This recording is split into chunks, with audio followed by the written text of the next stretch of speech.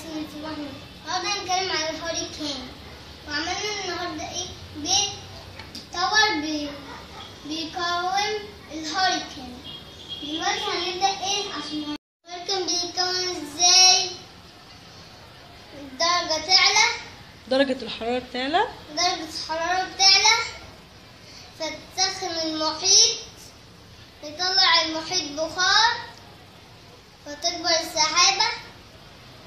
بعد كده ده تعلى بقى السحابة تمطر، السحابة تمطر، تطلع بخار تاني، السحابة تكبر بقى السحابة لغاية ايه أول ما تبقى سحابة كبيرة تبدأ بقى تعمل هوريكان. فالهوريكان يبدأ يدمر ايه المدينة ويدمر البيوت ويموت الناس.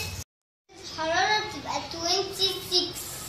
لكم تاور بيقاوم الهوريكان. نشغل أول سرعة. هنشغل نمبر 1. يلا رش عليه مطرة. بعد كده نرش عليه مطر. جامد جامد جامد من كل ناحية. برافو. يلا شغل السرعة التانية يا يوسف.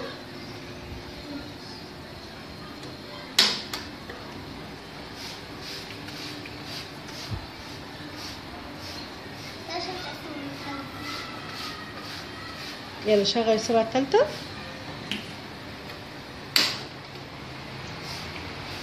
يلا خش جامد جامد.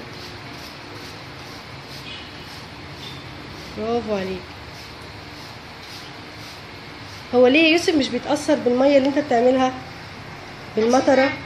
عشان عملنا قاعدة كبيرة. لا عشان انت ايه عامله من بلاستيك. من بلاستيك. وليه مش بيتأثر بالهواء؟